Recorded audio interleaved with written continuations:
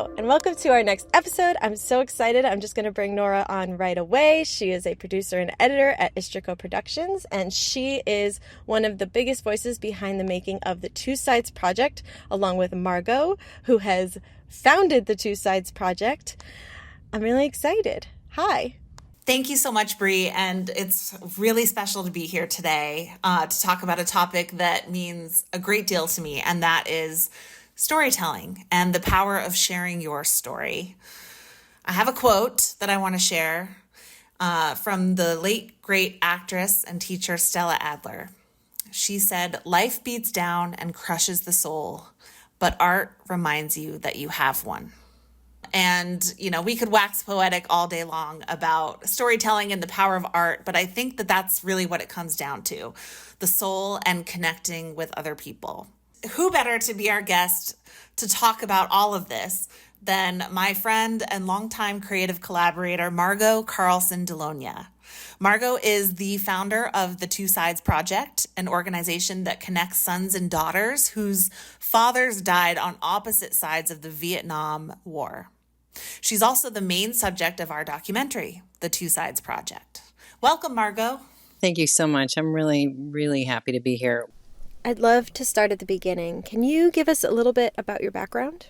I grew up in really unusual circumstances, I would say. I was 2 years old when my father was killed in the Vietnam War, and my sister was 4. And I think from that point, my mother really just didn't know how to handle raising 2 girls on her own. And, she did have a plan. My parents had a plan in the event that my father was killed, and that plan was for her to go to graduate school and become a librarian, because that was the only job really available to women in the early 70s. So she did that. She got an advanced degree. But along the way, she got a little lost, and she decided that it would be best for my sister and I to grow up in boarding schools. And that's what we did. We grew up in boarding schools. We grew up in camps in the summer. We didn't see our mom on a regular basis at all. And so I think I grew up feeling really pretty abandoned. My father had been killed, and my mother effectively left us to be raised by other people. And so I grew up with this sense of, wow, something must be really wrong with me.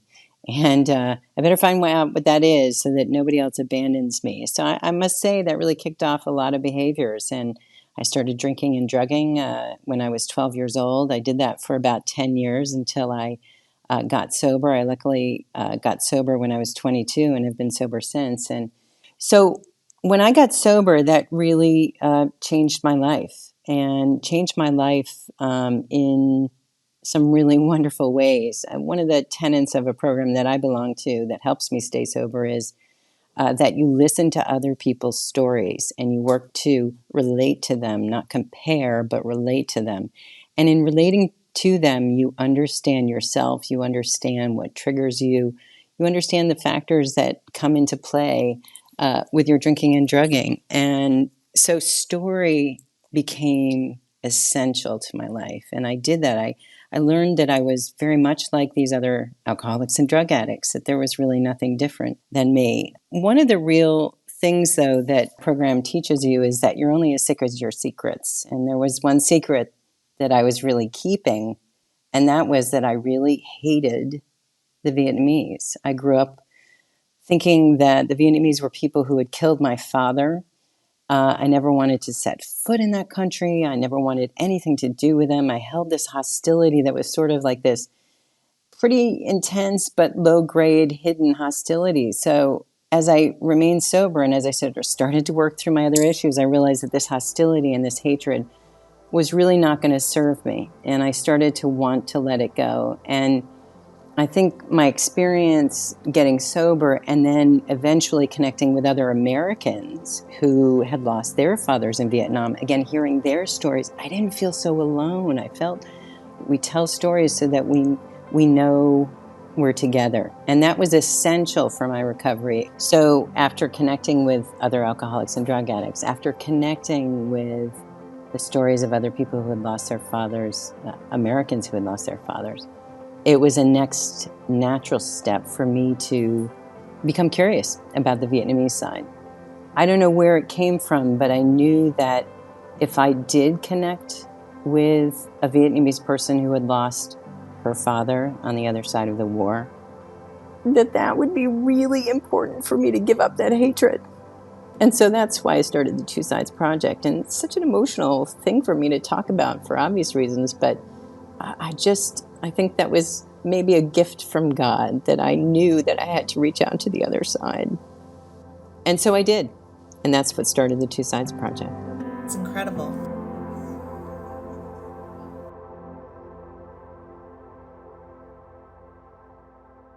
I want to get into the more healing aspect of the journey for you, but can you take me to the moment where you had the idea to pull this trip together? Tell me about presenting this idea to other Gold Star sons and daughters. Tell me their reactions to it, and how did this first trip back in 2015 come together? Well, again, it all started with this sense that if I connected with the other side, I would heal. And I wanted to do that. I do want to pause here and just get an idea of what at this point you mean by the other side. What was Vietnam, and who were the Vietnamese people to you at this time prior to going on this trip? So the other side to me, before I set up this project, was just, I got to be honest with you. I knew there were people, but I didn't think they had the same feelings as I did. I did not think that they had the same sense of loss. For some reason, I didn't think they cared as much that their dads died. Can you believe that? That's just such a ridiculous idea to me now. But that's what I truly believed. I just didn't think they felt the same way I did. I didn't think they felt as deeply. And I guess my initial sense was, well, let me see if, I can get them to talk. And then, honestly, before the trip, maybe a month out from the trip, I was terrified. I was like, what have I gotten myself into? What have I gotten these other 5 people into? What is their reaction going to be? What if they get mad? What if they want to punch me? Yeah. So I mean, it was just, I was really scared. And I think one of the things that scared me a lot too was, what if I get mad? What if I get mad in front of them? What if they see this anger that I've been harboring inside of me? And I just thought, well, so be it. I got to go. Got to see what happens. My quest to heal was more important than my fear. My desire to hear what they had to say was stronger than my desire to keep my secret to myself. So we went. And so you can't just really reach out on Facebook or whatever, Instagram, and say, hey, I lost my dad in the Vietnam War. Did you too? You want to connect? That would be weird. So I knew I'd have to get the government involved because, Vietnam is a different kind of government than the United States. And so I luckily knew a person a Vietnamese man who had tutored a lot of the children of the military on the northern side. And I reached out to him and he said, I think this is a great idea. Let me take it up. And he brought it forward to some military people he knew. And the next thing I know, I'm being invited to the Vietnamese embassy in Washington, D.C. to present this idea. So I had to name it. And when I left, I knew I had their support. They were going to help me connect with Vietnamese kids on the other side. And then I thought, I don't want to go alone. I can't go alone. So let me just present this idea to other American kids and see if anybody wants to go. And I was fortunate to be able to present it at a conference where they gather every 5 years in D.C. as well. And lo and behold, 5 other people signed up and said, I want to go too. And, I knew that it was going to be important for us to visit the sites where our dads died, but I wanted to make sure that they were all bought into the idea of meeting the other side, and they definitely were. You did go, and you also had Anthony Istrico and Jared Groneman of Istrico Productions along with you. A lot of people decide to go on emotional journeys of all kinds, but not a lot of people make the decision to document it, to later maybe share with other people. So tell me what that instinct was and how that came about. And did you have any expectations, or were you just letting them come along for the ride and capture everything, kind of no sense of maybe how a story might be told later?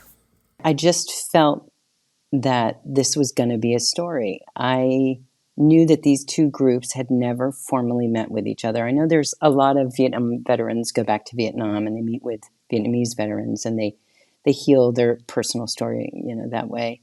But never before had there been formal meetings of sons and daughters who had lost fathers on opposite sides of the war. So I knew it'd be something important.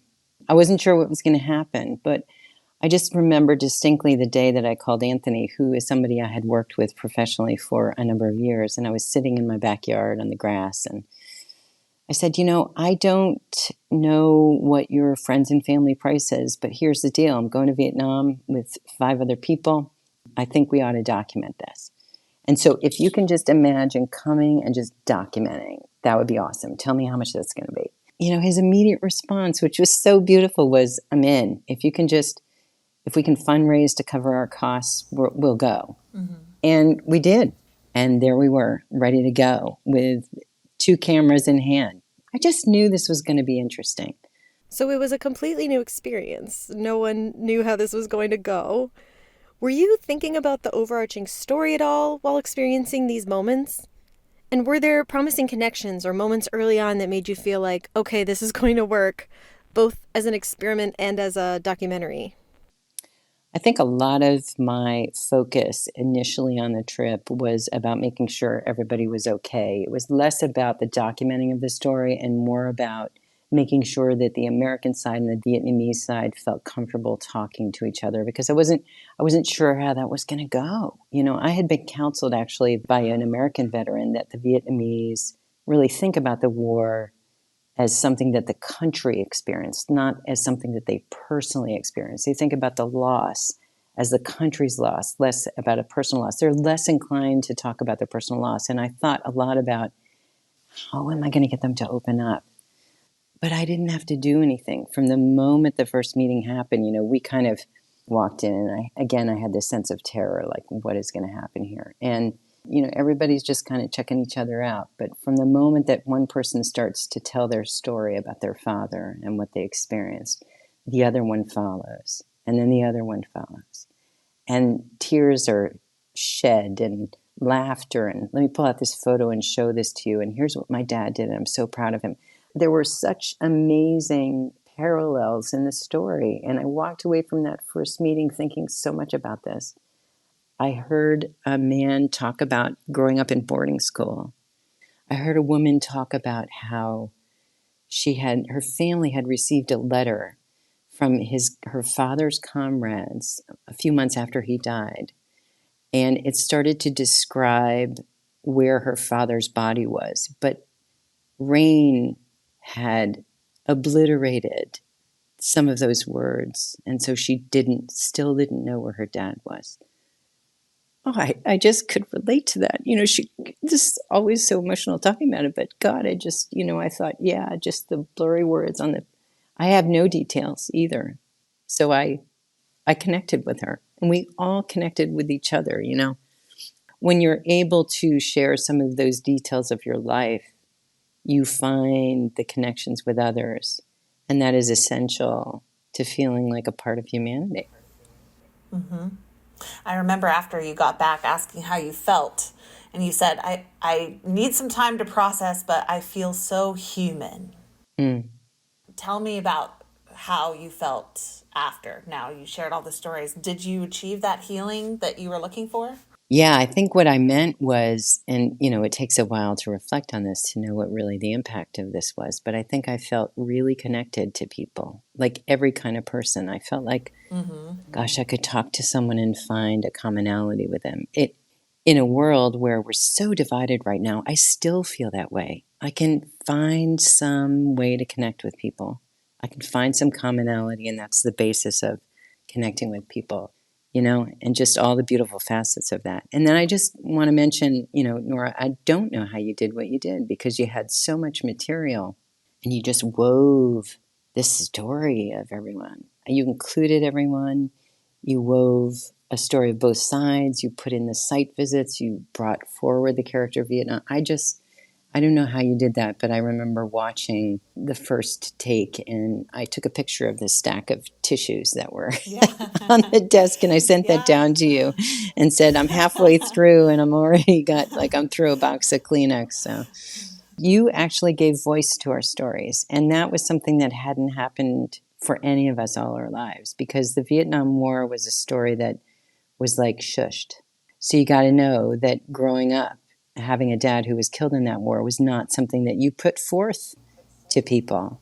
And so by doing what you did and diving into our lives, you gave voice to our stories. And gosh, was that important? You know, I think that gave us all a sense of real freedom from that load that we had been carrying in silence for so long. So we had a chance to share the film and now the project with so many people through festivals and private screenings. What have been some of your favorite reactions to the story from the bigger community? Have you experienced other Gold Star families kind of shift their mindset after watching your story play out?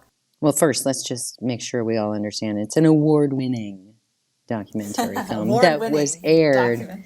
that was aired Yes. on PBS stations across the country and continues to be. So Yeah. that's no small feat. That's amazing. You know, in the U.S., when we've had screenings, I've had people come up to me and present to me that there were multiple sides to the story, not just two. These are Vietnamese Americans who came here after the war, and Southern Vietnamese people who still have a lot of feelings and issues with the North Vietnamese. And so there is this, third side to maybe the war too. I feel like this is a story, though, that needs to happen, especially now. I referenced earlier that we're so divided. And I think that this film and this idea for this project shows a way for us to kind of reconnect. We have got to find ways to reconnect. I think that's really essential. And so my hope is that as people see this film, as I think about connecting with the opposite side, that more peace can happen. Because we need that, we all need to feel really connected to each other. Absolutely. The one thing that really strikes me is you start from this small personal instinct, this impulse to make this documentary, and it feels so intimate. And you go through the process and it expands a little as different audiences see it. And by the end, this final product, this documentary, I feel that people can take so much from it. The sign of a good story is that it transcends past the immediate characters and becomes something universal. I wonder if stories like these will help people moving forward during conflicts all around the world, understanding that all people experience loss, sadness, regret, and a full range of emotions in all sorts of situations all over the world. Yeah, I've thought a lot about how can this expand to ongoing conflicts when you think about Ukraine and Russia. That's a dream. I think that though we are human beings and we go through, if we're lucky, a life that is long. And sometimes it just takes time to be ready to do that. So I couldn't expect a Ukrainian boy to want to meet a Russian boy right now. I mean, they're actively fighting. I would never push someone to do it, but I do know what the benefit is of reaching out and talking to the other side. I hope that, one day, wouldn't it be amazing if you knew someone so well, maybe you would see yourself in them and you wouldn't want to fight. You wouldn't want to pick a fight. You wouldn't want to start a fight. You would know them. You would understand them. Can that happen on a global level? Yeah, I think it can. Is it a long time away? Probably. So I have hope. Speaking of global connections, are you regularly in touch with anyone in Vietnam? Yeah, I have. The Two Sides Project has evolved. COVID sort of impacted our ability to travel and have in-person meetings. So we've been building peace homes, which was an idea from one of the 5 people who came on the trip. Susan Mitchell-Matera thought she'd like to build a home for a needy Vietnamese family in the area where her dad died. And so she kickstarted this whole thing, and we've now we're on our 11th peace home. And, we've given these families a new place to live, which is just incredible. So we've been doing that. I've also planned the next trip is in January of 2024, going over with all Air Force people, all people whose dads were in the Air Force. Wow. They were all killed in 1966, and they're all from Arizona. Wow. So, this is a totally cool sort of development. And they've never been to Vietnam. And they heard about the Two Sides Project, and they said, we want to go. And so we're going. I can't wait for that. It's going to be really cool. The thing that has never been lost is the personal connection. I talk with regularity to some of the people that I first met. I know there's one participant in the first meeting, American participant, Mike Burkett, speaks to Ms. DM every day on Instant Messenger. They kind of connect with each other every day. And that is so beautiful, the fact that those two are so connected. Her English has improved. His Vietnamese has gone nowhere, I think he would say, but her English has really improved. And isn't that lovely that they met in Saigon one day and they developed a relationship that continues to this day?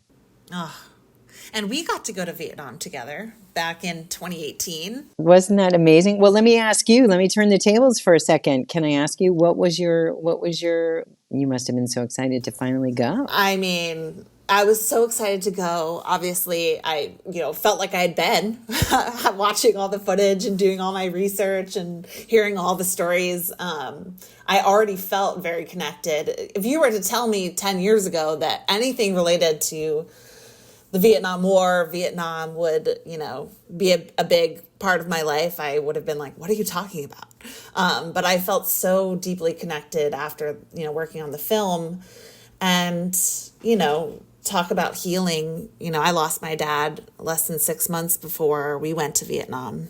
And I really thought about not going. It was very obviously, sad, tragic, but it brought so much healing to me to be on that trip. Obviously, I didn't lose my dad in the war, but having lost my dad and had that shared experience with you all, it was really special to be there. And I loved it. I loved meeting the other side.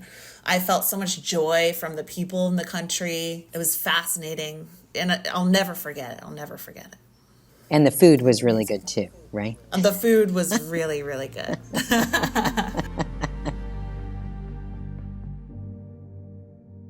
For anyone listening who, everybody has a story, but for anybody listening who is maybe thinking of sharing theirs, why should they? One of the more interesting things about story I read was in a book called The Library Book by Susan Orlean. And I just want to read a quote from that just really sums up why you should tell your story. She says at the end of the book, after she's explored the whole history of libraries and everything, she says, all the things that are wrong in the world seem conquered by a library's simple unspoken promise. Here I am. Please tell me your story. Here is my story. Please listen. We are storytellers, all of us. We want to share our experience. That is what it is to be human.